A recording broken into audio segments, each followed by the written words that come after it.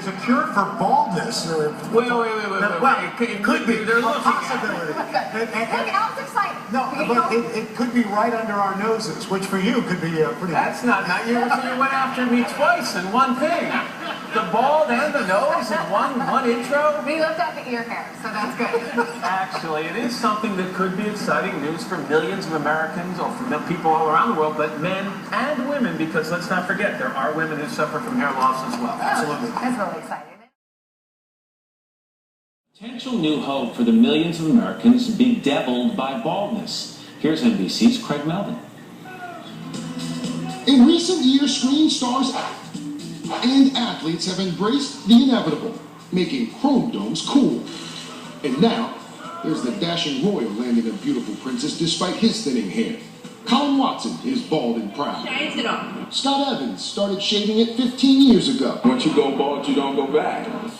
But not every member of the bald brotherhood is happy about losing their hair.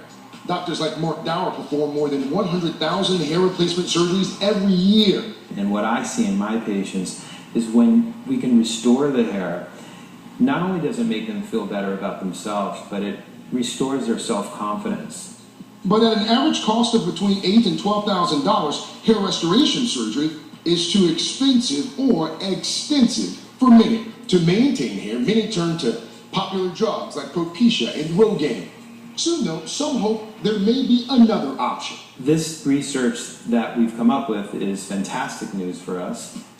Recently, Japanese scientists figured out how to grow human hair on hairless mice. Scientists discovered there's a nutrient that seems to awaken the receptors and follicles that shut down in hair loss. That nutrient and possible cure for baldness? Vitamin D. I don't think it's just the level of vitamin D. It's how the vitamin D is being handled by the receptors in the follicles that may be part of the puzzle of why we begin to lose our hair as we get older. For Dr. Mark Avram, that's cause for cautious optimism. In the next few years, we'll have many other options that ultimately one day will make hair loss a voluntary thing. If they could do it, I'd think about it, but they got to convince me first. I'm a non-believer. Some are skeptical about a miracle cure. Others don't see the need. I choose to stay bald. I'm comfortable. I like the look. My wife likes the look. I'm good.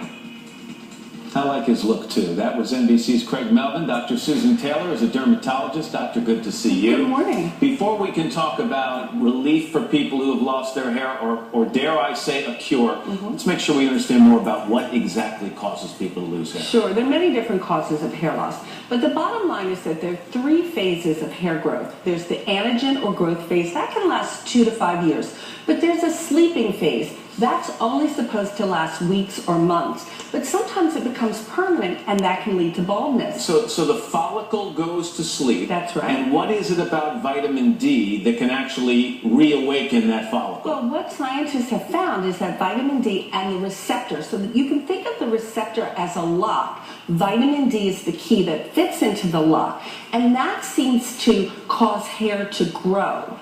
And also can help generate stem cells. Those are cells that can turn into follicles to form. Did this research indicate whether vitamin D might one day be more effective than things like Rogaine and Propecia and other drugs? Well, with Rogaine and Propecia, they prevent further hair loss.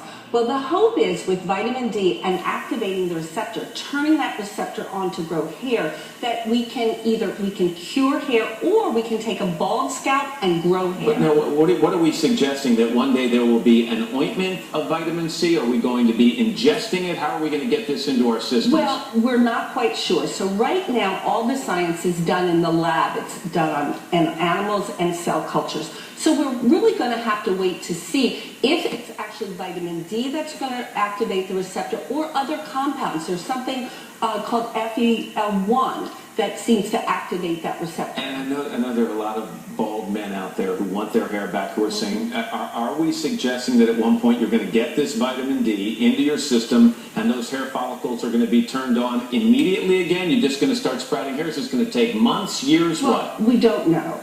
We don't know. We hope that this is going to be a potential cure, but there's much work that needs to be done to translate what we've learned in the lab to humans.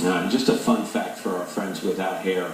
you lose about 100 hairs from your scalp every day. single day. That's right. Which means in about 2.5 weeks, I'm Mr. Clean. Just good. Doctor, thank you. Nice to see Thank you. you. It's a pleasure. Up next, Martha Stewart shares some creative uses for your family's summer photos.